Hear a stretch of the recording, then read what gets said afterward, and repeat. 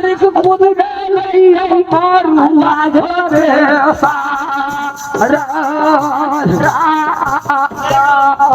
आयो बाबू कारिक खुद गए हो का मारुआ हो देसा राजा हो क्या सुन ले सुन लगा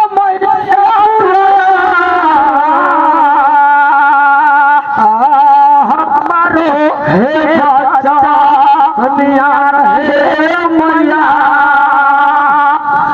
के सुन ले मैया के बर बच्चा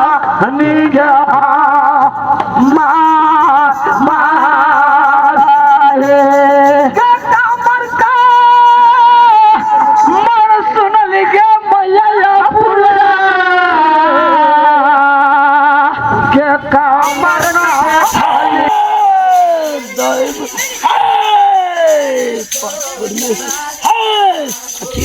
दीनानाथ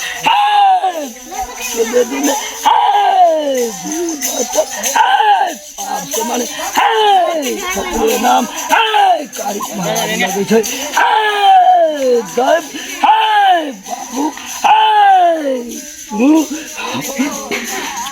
कारिक महाराज अपना पूजा के वास्ते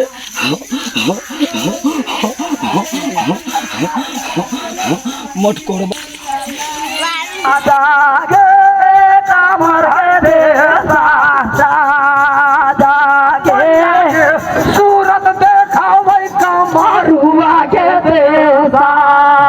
रात राजा है आगे देखा सूरत राजा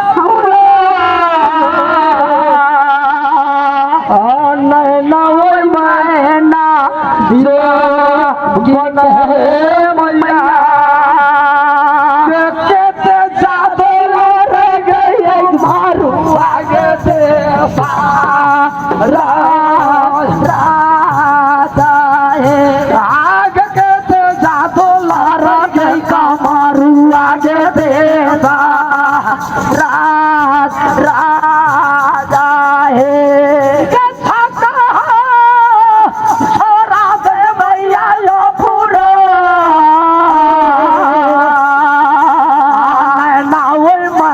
के